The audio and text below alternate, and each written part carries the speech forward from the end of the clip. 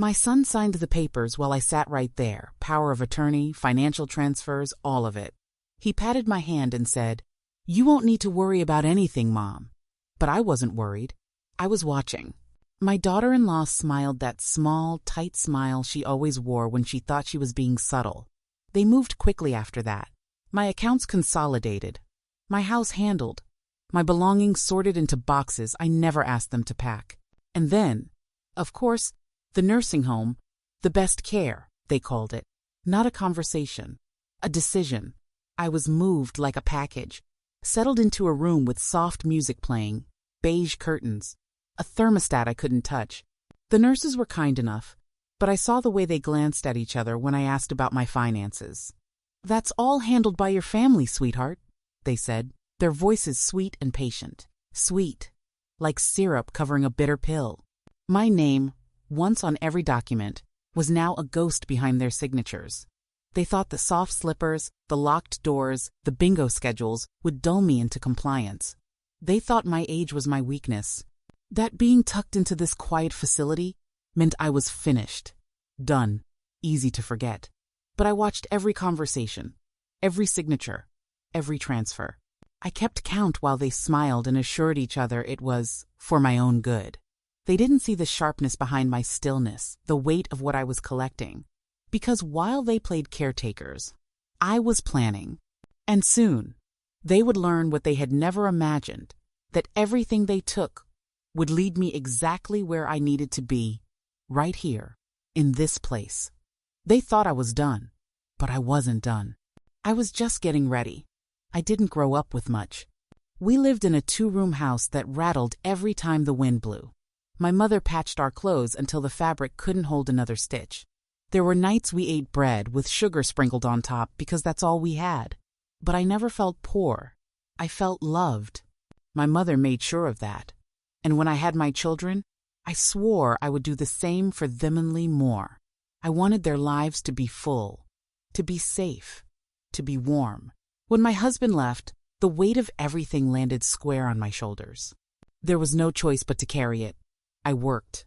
I cleaned. I fed them before I fed myself. I took double shifts at the diner, then cleaned offices at night. My feet ached so badly some mornings I had to sit on the edge of the bed for several minutes before I could stand. But I stood anyway, because there were lunches to pack, uniforms to iron, homework to check. I learned how to stretch every dollar like it was elastic. Coupons became my currency. Hand-me-downs became blessings. I sewed their winter coats myself, reinforcing the elbows and patching the knees before each season started. The fabric was never new, but my stitches were strong. I smiled every time they ran off to school, never letting them see how tightly I was holding everything together behind the scenes.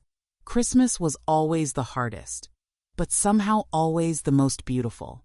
I'd start shopping in August, picking up little things on sale, tucking them into the back of my closet. Wrapping paper came from the dollar store, but the gifts inside were chosen with love, each one wrapped with care and the quiet hope that they'd never feel the sharp edges of my sacrifice. I made gingerbread from scratch, hung paper snowflakes, played holiday songs on the old radio.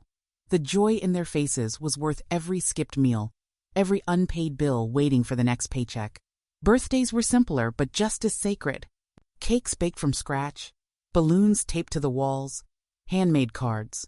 My son used to blow out his candles with his eyes squeezed shut, making a wish he never told me. I always whispered the same silent wish of my own, that he would grow up kind, and that he would always remember the warmth of this house, of this love. I was there for everything. Every school play, every scraped knee, every tear after a broken heart. I sat in the bleachers during every baseball game, wrapped in blankets when the weather turned cold, sipping lukewarm coffee from a thermos while my fingers went numb. I clapped until my hands stung when he won his first trophy. "That's my boy," I whispered under my breath.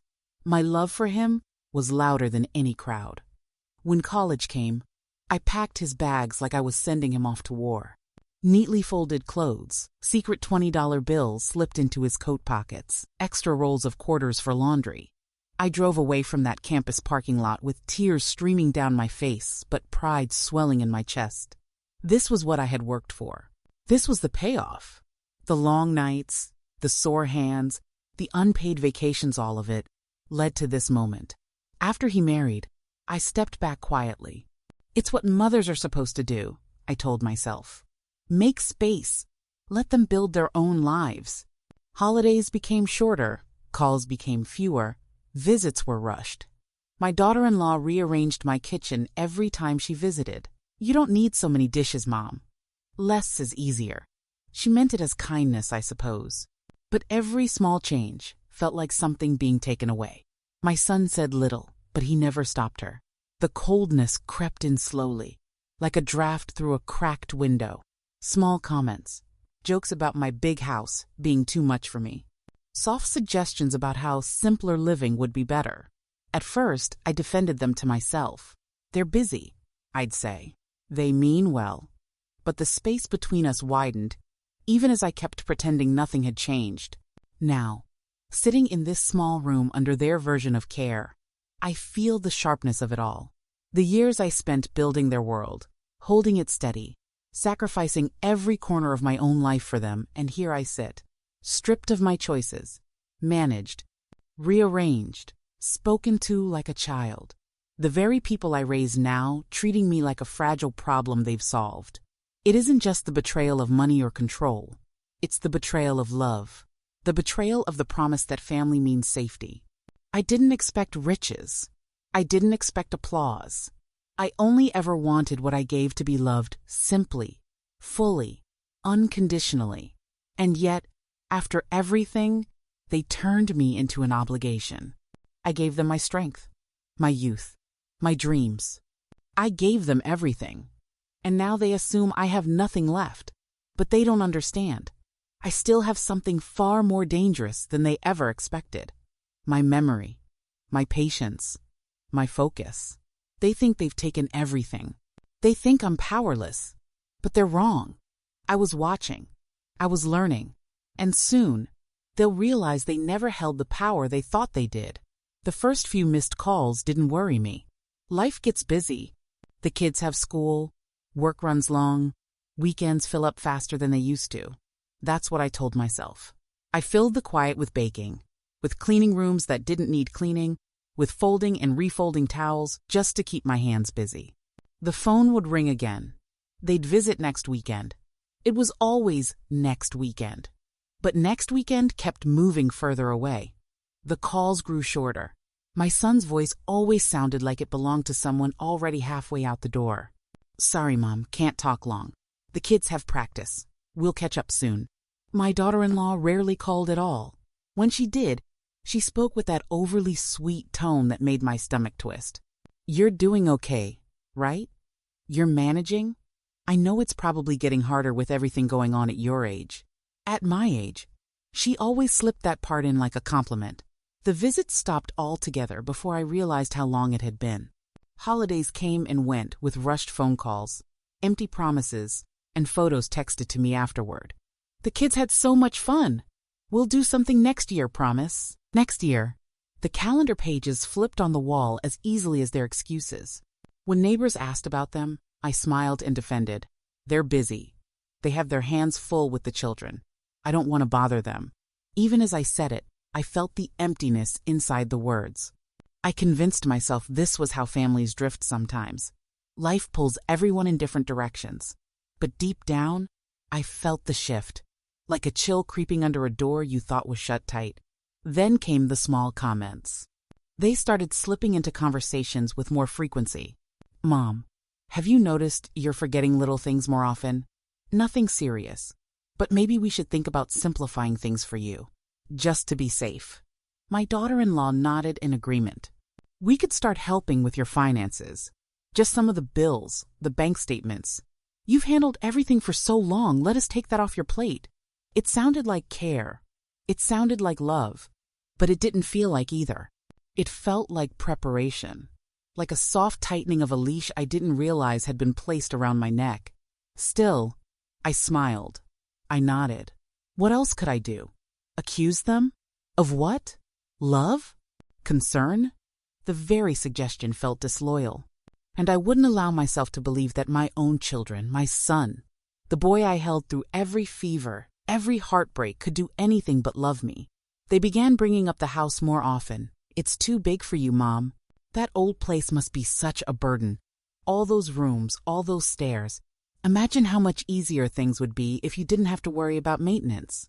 My daughter-in-law would smile, her voice dripping with sugary concern. "We just want you safe, you know. You deserve to relax now." When I spoke to friends, I repeated the story they fed me. "They just worry about me. They're trying to help. They're such good kids." I heard myself say it, but every word weighed heavier. The women at church would nod and smile, telling me how lucky I was to have such attentive children. I nodded too, because the truth was too painful to say aloud. If I said it, it would become real. But the signs were there. The soft way they started speaking about plans for the future. The pamphlets that appeared on my kitchen table, assisted living. The freedom you deserve. My son would avoid my eyes when I questioned it. "Just looking at options, Mom. No decisions. Just planning ahead." They came together once with an estate planner. "Just a consultation," my daughter-in-law said, squeezing my arm gently. "We want to make sure everything's handled properly, in case anything happens. It'll give you peace of mind." My signature was needed for a few simple authorizations. They sat so close, speaking softly, slowly, as if I were too fragile to understand the documents in front of me. I signed that day, but my stomach twisted as I did. Later that evening, alone in my chair, I stared at the untouched dinner on my plate and finally let myself feel it. The dread, the cold pit that had been building for months. This wasn't protection. This wasn't love. This was planning. Planning for my confinement. Planning for my removal. And I had signed the first pieces of it myself. They weren't saving me. They were positioning me. Preparing for the moment they could take full control without looking like villains. The betrayal was soft, like a needle sliding under skin. Painless at first, until you feel the burn. I had given them everything. And now they were preparing to put me away, like a fragile ornament kept, but no longer seen. But I was still watching. I saw more than they realized. And though my voice was quiet, my mind was not. My hope was dimming, but something else was awakening beneath it. Something steady. Something sharp. They thought they were building a safety net for me, but they were building a cage. And I was starting to see the bars. It happened faster than I expected. They called it transitioning. They said it was for my safety, my comfort. My son spoke with that same practiced tenderness he'd perfected in recent years. "It's just temporary, Mom. You'll be so much more comfortable here. No more worrying about the house, the bills, the repairs. We've taken care of everything for you." I nodded, too tired to argue anymore, too stunned to protest. But inside, something broke. My house was sold before I even saw the listing. "It's what's best, Mom," my daughter-in-law had said, as though it was a shared decision. "The money from the sale will ensure you have the best care." I never asked for the house to be sold. I never signed anything to allow it. But they handled the paperwork through the power of attorney I had foolishly signed months earlier. My home of 40 years, gone. The kitchen where I stirred every pot of soup, where I kissed scraped knees, where I celebrated every birthday and holiday, gone. My garden pulled up, my curtains replaced, my bed stripped of the quilt I stitched with my mother's old fabrics. The accounts I spent my entire life filling carefully saved dollars from years of early mornings and late nights drained, shifted, moved for my benefit. Every transaction explained as protection, as love. My son spoke about streamlining things. "You don't want to worry about money at your age, Mom. Let us handle it." And so, piece by piece, they took it all. With smiles, with kind voices, with the soft, slow language of caretakers pretending to care. And then came the move. They packed my things as if I were a guest staying too long in someone else's house. They boxed what they thought I should keep and discarded what no longer suited their version of my life. "You won't need much in the new place," my daughter-in-law said. "We'll bring your favorite things. My favorite things. Chosen by them. Reduced to a few framed photos, my Bible, a worn cardigan, and a single rocking chair." The nursing home wasn't cruel, but it was cold in its own way. The bed was clean, but it was not mine. The hallway silent, but not for me. The thermostat sat behind a locked plastic case, always a few degrees cooler than I liked. The walls were painted soft beige, as though color might upset fragile minds. The staff spoke to me in syrupy tones. "How's my sweet girl today? You're such a good little patient. There, darling, we'll handle everything for you." I was not their sweetheart. I was not their darling.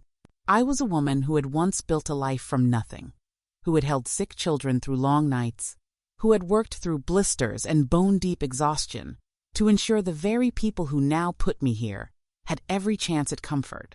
And now, I was a fragile object to be moved, dressed, and managed. My family visited less and less as the weeks went by. At first, my son came once a week, sitting politely in the stiff plastic chair beside my bed, always glancing at his watch, always ready with updates about how everything's being taken care of. My daughter-in-law stopped coming entirely after the first month. The grandchildren didn't visit at all. "They have school, activities, you know how kids are," he'd say, as if I hadn't once rearranged my entire life for their schedules. The food was bland. The activities felt forced. And yet, every time a nurse smiled at me and called me by some empty pet name, I smiled back. I nodded. I said, "Thank you."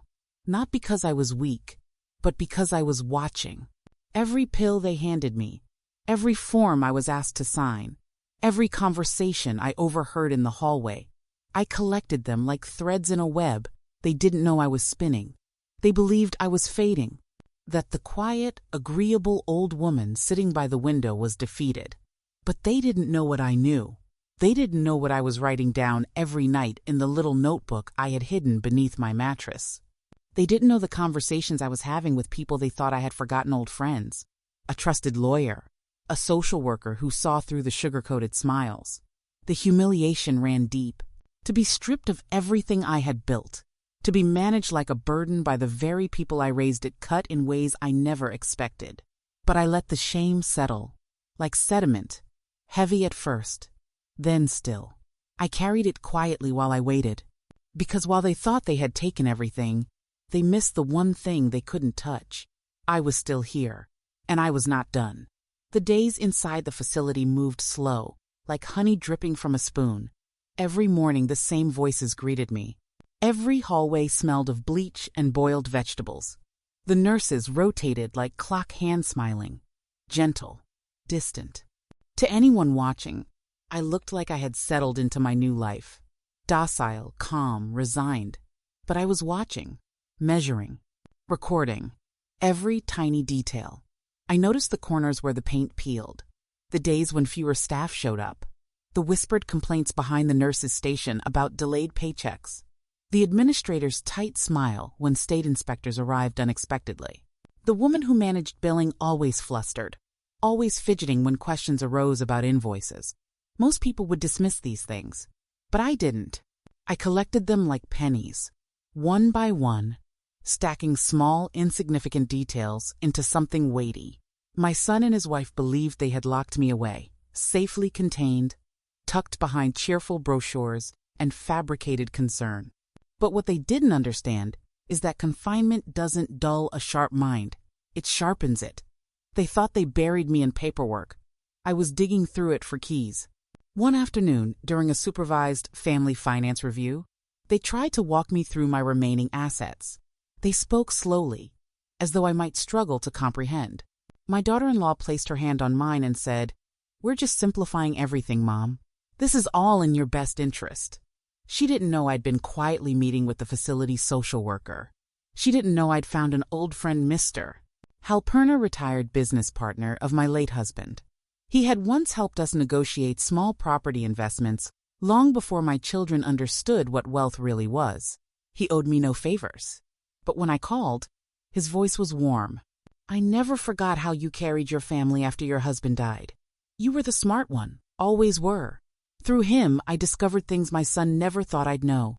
The nursing home wasn't as secure as its glossy brochure suggested. Ownership had changed hands multiple times. The last sale left them saddled with quiet debts, deferred maintenance, lawsuits from former employees. They were desperate for cash flow, and my son's fast-tracked financial transfers into their preferred care program helped patch just enough holes to keep them afloat. It wasn't just my money that had lined their pockets. Several other residents had signed over assets through estate planning consultations, coordinated by my facilities management team, likely with people like my son sitting in meetings, assuring them it was all for their peace of mind. I wasn't the only one, but I was the only one writing it all down. The social worker, kind and sharp beneath her softness, helped me connect with a legal investigator. She arranged for private meetings, carefully slipping me out under the guise of off-site wellness appointments. The investigator cross-referenced my notes with public financial records.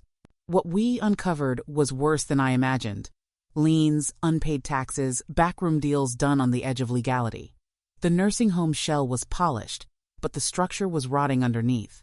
They're one bad audit away from collapse, the investigator told me. And your son? He's far more involved than you think. I didn't flinch. I didn't cry. I simply nodded. I wasn't surprised. Somewhere deep inside, I had known it all along. At night, while the other residents slept, I sat by my window and watched the dim parking lot. My little notebook grew thicker. Every page, a map of how they'd stolen my life while smiling. Every falsified signature, every unauthorized transaction, every whispered, "Trust us," laid bare in my own handwriting. The very paperwork they used to bury me was becoming the very thing that would free me. They thought they had written the end of my story, but I was only beginning the next chapter, carefully, quietly, one step at a time. They thought I was screaming inside these walls, but I wasn't screaming. I was planning. The pieces came together quietly, just like everything else I'd done. No confrontations, no raised voices, only careful conversations behind closed doors, discreet phone calls, and silent signatures. My attorney worked alongside Mr. Halpern, both of them moving like chess players who already saw the checkmate long before the other side recognized the board had shifted. Through silent investors, old contacts from years ago who respected me more than my own children ever had, we began acquiring the debt tied to the nursing home's management group. Unpaid contractors, tax liens, outstanding lawsuits all quietly purchased and consolidated into new hands. My hands. The facility's owners were desperate. They needed a cash infusion. Their debts were closing in on them like rising floodwaters.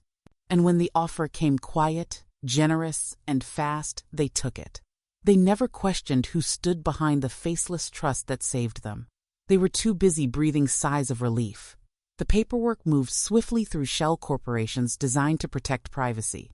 Every document was reviewed, signed, and notarized, while I still sat at the same window every morning, sipping my tea, humming softly, the staff calling me sweetheart, like nothing had changed.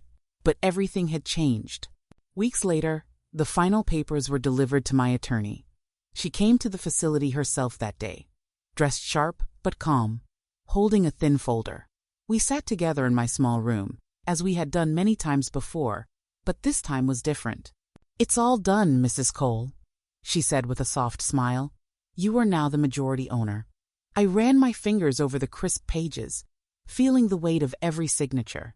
My name in every dotted line. My name. Steady and deliberate. The very paperwork they once used to take everything from me had now returned it, but bigger, stronger. They thought they placed me here. I signed the papers that placed them under me. Ownership changed hands silently. The staff remained unaware, continuing their daily routines. The same administrator who once spoke to me like I was a child now unknowingly answered to me. The same board that had signed off on my placement now received quarterly reports that would eventually carry my directives. I didn't need to move out. I stayed, by choice. My room, once a cage, was now my office. My chair by the window, once a symbol of quiet defeat, was now a throne of quiet authority. I walked those halls differently after that day. Not proud, not boastful, just grounded, secure. Every sweetheart and darling rolled off me like water now. Their words no longer patronized. They only revealed how little they understood the woman sitting quietly among them. My son found out through a letter. Official, cold, delivered by my attorney. It detailed the revocation of all financial power of attorney. the restitution demands, and the investigation into his role in the facility's predatory financial partnerships. He called, of course, several times. I didn't answer. He left voicemails, apologies, excuses, desperation. I deleted each one without listening past the first sentence. My daughter-in-law sent an email filled with carefully crafted language. We were only trying to help you. We didn't know all the details. Can we please talk? Number they didn't understand. This wasn't anger. This wasn't revenge. This was restoration. The staff eventually learned of my ownership, but I gave no speeches, no grand announcements. I let my attorney handle everything. Policies shifted quietly. Staff wages increased. Facility conditions improved. No more hidden shortcuts. The residents, women like me, received the dignity we all deserved. At night, I still sit by my window, sip my tea, and watch the headlights in the parking lot. But now, I do so with a calm only earned by surviving what others thought would destroy me. They believed they had caged me, but they built the very walls I now owned. And I wasn't done. They used my name to take my home. I used my name to own the ground beneath their feet. The first changes were administrative, quiet, surgical. The corrupt director who had happily facilitated my transfer into the facility was escorted out. His contract terminated without ceremony. No accusations, no shouting, just a signed document delivered by my new executive team. His office emptied by noon. His belongings wheeled out past the very residents he once saw as numbers on a balance sheet. The head nurse, the one who patted my hand like I was a lost child every time I asked about my own finances, received her termination letter the following week. She never saw it coming. She smiled at me that morning, calling me her little angel as she handed me my morning pills. By dinner time, she was gone. The policy shifted next. Meals improved. Activities expanded. Staffing levels increased. Rooms freshly painted. Thermostats unlocked. Every corner of this place began breathing again. The women who sat in their wheelchairs by the windows, who once stared quietly into the fading light like I did, now had brighter rooms, softer blankets, and voices that were finally listened to. I walked among them differently now. Not above them. With them. Because I had sat where they sat. I still did. My son tried harder once he realized how deep the shift had gone. Legal letters arrived from his attorney, worded carefully, filled with veiled threats and desperate requests for reconciliation. But the trust was dissolved, the accounts secured, the estate restructured. There was nothing left for him to claim. The money he thought he would inherit was gone, not spent, but redirected into the place where it should have always gone. The women, the silent caregivers, the invisible mothers who had been tucked away behind closed doors. I didn't yell. I didn't slam doors. I simply signed. Over and over again. Clean signatures that quietly erased every inch of power they once stole from me. My daughter-in-law sent carefully worded emails filled with faux concern. The children miss you. They don't understand why you're cutting us off. Surely this can be worked out. Number. The soft revenge wasn't about hurting them. It was about finally being untouchable, about closing every door they thought they'd left ajar for themselves. They gambled on my silence, on my obedience, on my willingness to stay grateful for scraps of affection while they picked my life clean. But now, they stood outside the very place they once used to contain me, locked out, watching me run it. The residents noticed the changes. Not all of them understood how or why, but they felt it. They smiled more. They sang during afternoon crafts. They called their families without being told to hurry. Some of them squeezed my hand as we passed each other in the halls.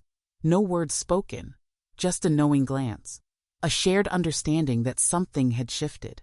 I sat with the board quietly one evening as we reviewed the quarterly reports. Profits were steady, care standards rising, complaints dropping. My lead administratora woman I personally selected turned to me and said, "It's rare to see a facility like this turn around so quickly." I simply nodded. We were never the problem, just the product. At night, as I sipped my tea by the window, the view felt different. The same parking lot, the same gentle hum of distant traffic. But now, instead of waiting for visitors who no longer came, I sat peacefully knowing I had reclaimed not just my power, but my dignity. They used my name to take my home. I used my name to own everything they stood on, and they would never get near it again. The first call came the day after my name appeared quietly on the public records. My son. His name lit up the screen of my phone. The same phone that had sat silent for months while I waited for their check-ins, their visits, their voices. Now, suddenly, they had something to say. I let it ring. The voicemail came next. His voice was soft, uncertain. "Mom, we should talk. I think we've had some misunderstandings. You're still family. None of this was ever meant to hurt you." I didn't press play on the others. They stacked up quickly, each one a different shade of desperation. Some apologetic, some defensive, some confused, like children who touched something they didn't understand, and now feared the consequences. Within days, my daughter-in-law joined the parade. Emails filled with polite language, carefully worded concern, even sudden affection for the woman who gave us everything. She mentioned the grandchildren, their questions, their longing. "The kids miss you. They don't understand why you won't see them." She wrapped her words in ribbons of guilt, hoping I'd reach back for the warmth I once begged for. I didn't answer, not because I was bitter, because I was done. Soon, word spread through the family. Cousins, old friends, distant church members, people who had remained silent while my life was being taken, suddenly found their voices now that they sensed discomfort in the air. The same voices who once praised my children for taking such good care of you now whispered, "Maybe you're being too harsh. They're still your family after all." I smiled when they called. I listened politely. I let them speak, but I offered nothing in return. I owed no explanations, no defense, no long-winded stories to justify what was already clear. My silence was enough. There's a strange kind of peace in not needing anyone to understand you.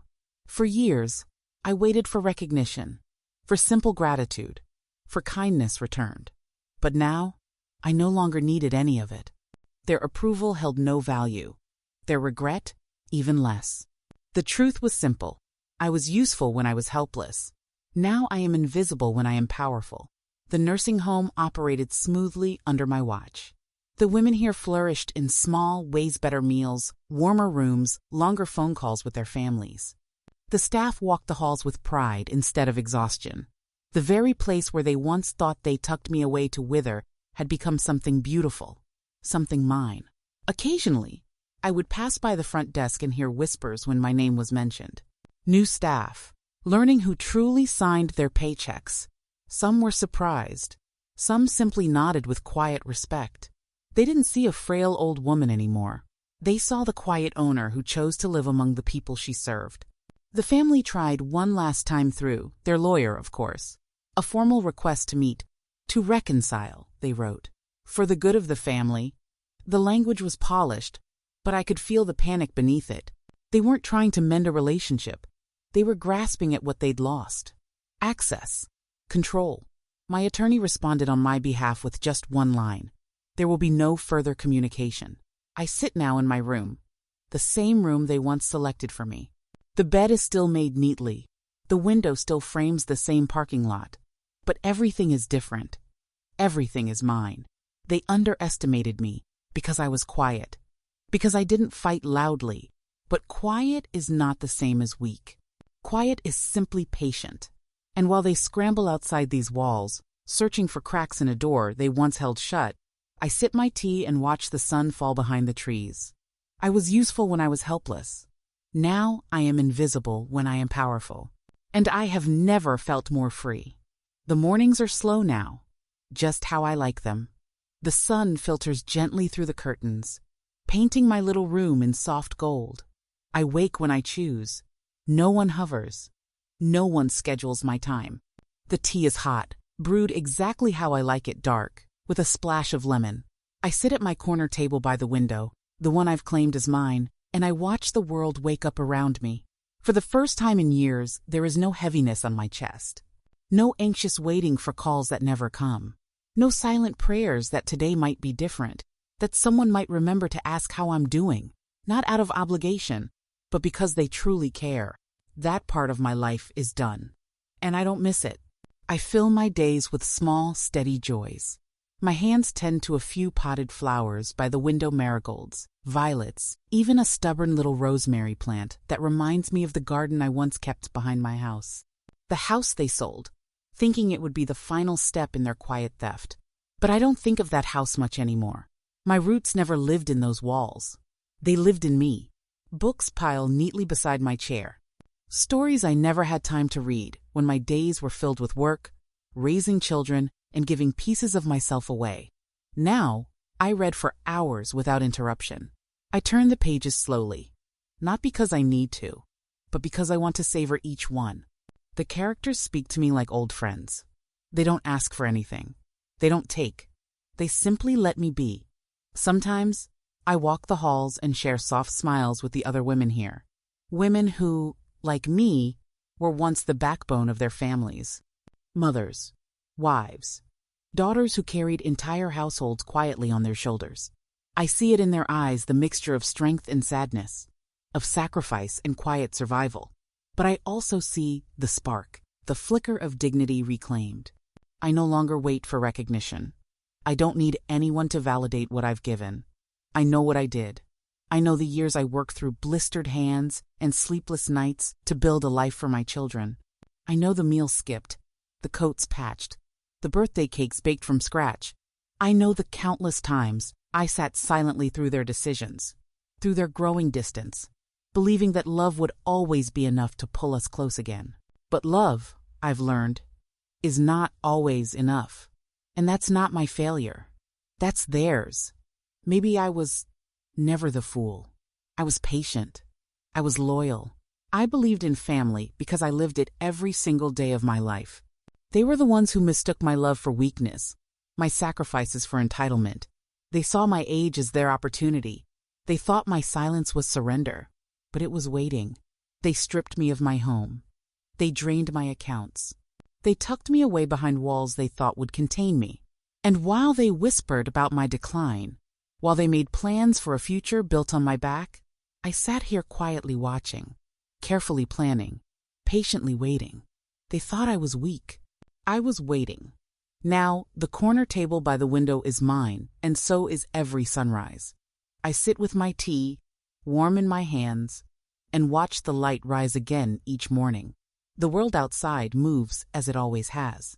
But inside, within these quiet walls, I sit with the steady peace of a woman who owns her story. Not because anyone gave it back to me, but because I reclaimed it piece by piece. And as the sun continues to rise, so do I. It started softly, like most things do here. A few kind glances exchanged in the hallway, a quiet nod during mealtimes, small talk that slowly grew into something more. I began noticing the same look I once wore in the eyes of other women sitting by their windows, that thin layer of quiet sadness, masked by polite smiles. Women who had given everything, just like me. Women who had raised children, built homes, carried entire lives on their backs, only to be carefully tucked away when their usefulness expired. One afternoon, after a staff meeting where I finalized new resident rights policies, one of them approached me. Her name was Helen. Soft-spoken, gentle hands. "I heard you had something to do with those changes," she whispered. "Thank you." I smiled, and for the first time in a long time, I spoke my truth out loud. They thought they put me here to disappear, but I'm still here. She squeezed my hand gently. Me too. After that, more women quietly gathered. Not formally, not loudly. We met over tea, sitting in the corner of the lounge, under the pretense of book discussions or casual games of cards. But our real conversations lived beneath the surface. Stories spilled out familiar stories. Sons who convinced them to hand over control of their finances. Daughters who simplified their homes until they owned nothing. Helpers who drained accounts with smiles and soft voices. Every story carried the same quiet betrayal, the same hollow comfort dressed up as care. We were a circle of silent survivors. And once we recognized one another, we grew stronger together. I shared my story slowly, piece by piece. Not to boast. Not to scare them, but to show them what was possible. I explained how I documented everything, how I reached out for help behind closed doors, how I turned every signature they tricked me into giving into my greatest leverage. I told them the truth they needed to hear. You are not powerless. You are not helpless. You are not alone. We began sharing advice. Quietly, strategically, I helped some review their paperwork, pointed them toward trusted attorneys, taught them to watch for the language that sounds like love but feels like control. They'll say it's for your safety, I told them. But listen to your gut. If something feels wrong, it is. The facility's new administrators, handpicked by, mellowed us to meet freely. I made sure of that. No one monitored our conversations. No one patted our hands like we were lost children. We weren't. We were found. By each other. We became a kind of quiet advisory board, not for the nursing home but for the women inside it. We helped new residents understand their rights before the wrong people could strip them away. We taught them how to hold on to their dignity, while everyone around them spoke in baby voices. We didn't need loud protests. We didn't need lawyers shouting in courtrooms. We needed knowledge, patience, and each other. One of the younger aides, noticing our small gatherings, asked me once with genuine curiosity, "What do you all talk about so much?" I smiled. About how we're not done yet. Because we weren't. We still aren't. They underestimated us. They always have. They see our age, our slower steps, our thinning hair, and assume we're easy to manage. But they don't see the steel under our skin, the decades of sacrifice, the sharpness that never dulledly quieted. We are the ones they underestimated until we signed. Signed for years to give them life. Signed for decades to protect their futures. Signed with blind trust when they placed papers in front of us, smiling. But now, we sign with full understanding. With full control. Our circle grew, not just within these walls, but beyond them. We connected with advocates, with organizations who fight quietly for women like us, women whose families love our money more than our presence, women who raise generations only to be filed away under manageable assets. At night, I still sit at my corner window, sipping my tea as the sky fades into darkness. But now, as I look at the faint reflections in the glass, I don't see just myself. I see Helen. I see Margaret. I see Ruth. I see the countless women who sit stronger because we found each other. We are not weak. We are not helpless. We were waiting. And now we are ready. The final papers sat on the polished desk in my new office, the one that used to belong to the very director who once signed the documents that brought me here. Full circle. My attorney laid them out carefully, her voice calm, her expression steady. "Everything's in order, Mrs. Cole. This will hold when you're gone, just like you wanted." I nodded. I took the pen in my hand, felt the weight of it like a final promise, and signed. My new will was simple, clean. There were no family names listed. No allowances, no explanations, no second chances. My son and his wife, the ones who once called this facility my final home, would receive nothing. They had written me off long ago, long before the first signature. Now I returned the gesture with quiet precision. Instead, the money would go where it was needed, where it would live on. I established a permanent fund for resident advocacy here in the home. Protections for women like me who might not see the danger at first.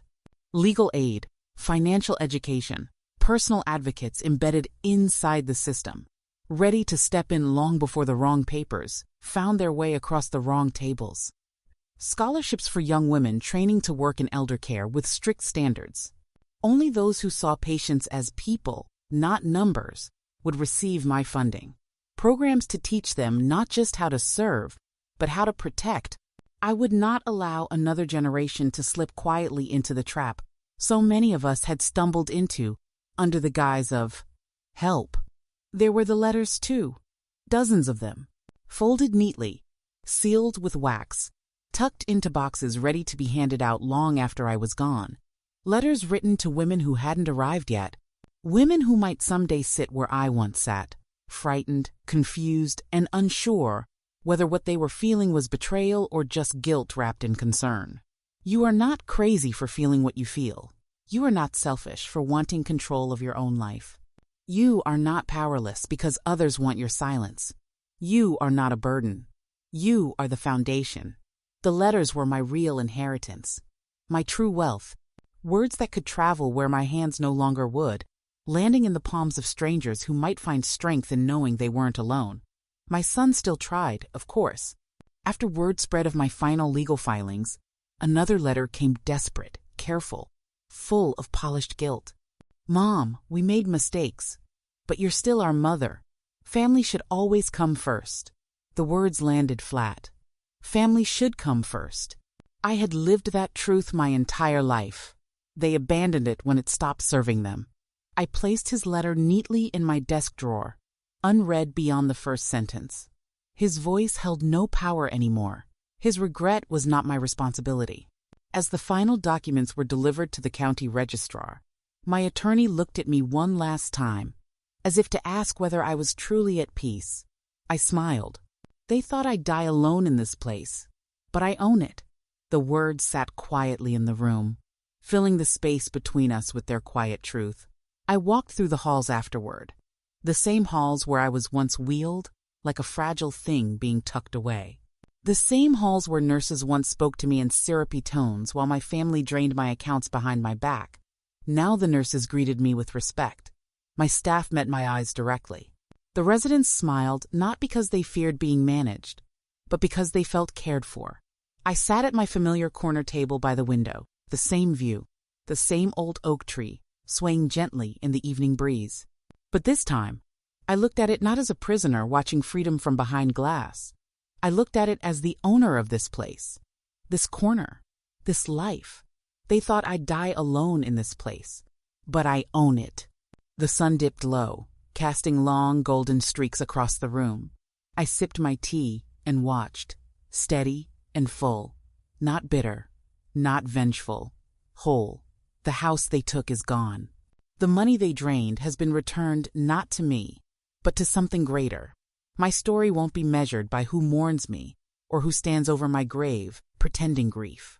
It will be measured by every woman who sits where I once sat and finds a letter waiting for her, a letter that says, "You are not finished, because I wasn't finished, and I never will be."